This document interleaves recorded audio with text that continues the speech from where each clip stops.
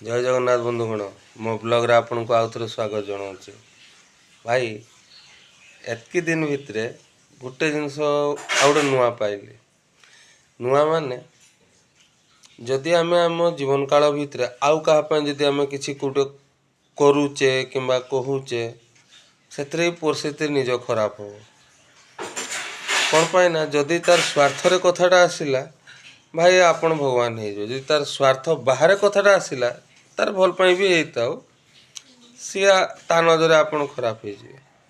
ବାକି ରହିଲା, ନିଜ ପାଇଁ ଯଦି କିଛି ଚିନ୍ତା କରିବେ, ତାହେଲେ ଲୋକଙ୍କ ଈର୍ଷାର ପାତ୍ର ହେବେ, ଘୃଣାର ପାତ୍ର ହେବେ, ରାଗର ପାତ୍ର ହେବେ, ଯେଉଁଟାକି ଜଲନ କୁହନ୍ତି। ତ ସିଆଡ଼ୁ ବି ଅସୁବିଧା ରହିଛି। ତ ଏଠି ଯେଉଁ ପ୍ରଭୁଙ୍କ ମାୟାରେ ସବୁ ମାୟା, ଆରେ ଟୋଟାଲଟା ହେଉଛି ପ୍ରଭୁଙ୍କର। ତ ସେଇଥିପାଇଁ ଭାଇ, ରୁଲ୍ ନା ଆମର ଚାଲିବ ନା ଆଉ କାହାର ଚାଲିବ। ଯାହା ଚାଲିବ ତାଙ୍କର ଚାଲିବ। ସେଇଥିପାଇଁ ଭାଇ, ତାଙ୍କ ହିସାବରେ ତାଙ୍କ ମାର୍ଗରେ ଯଦି ଆମେ ଚାଲିପାରିଲେ, ଅବଶ୍ୟ ଜାଣିବା, ବୁଝିବା, ବିଶ୍ୱାସ କରିବା, ତିନିଟା ଯାକ ବହୁତ କଷ୍ଟ। ସେଇଥିପାଇଁ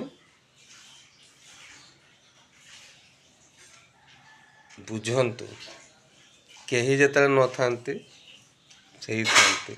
ଜୟ ଜଗନ୍ନାଥ।